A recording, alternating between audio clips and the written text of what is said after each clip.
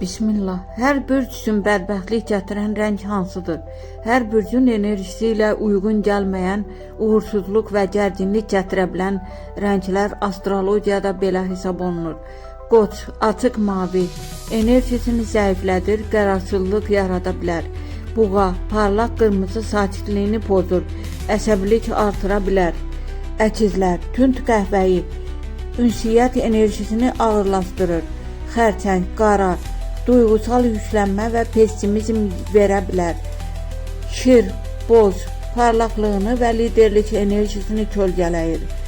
Qız, neon rənglər diqqətini yayındırır, narahatlığa yarada bilər.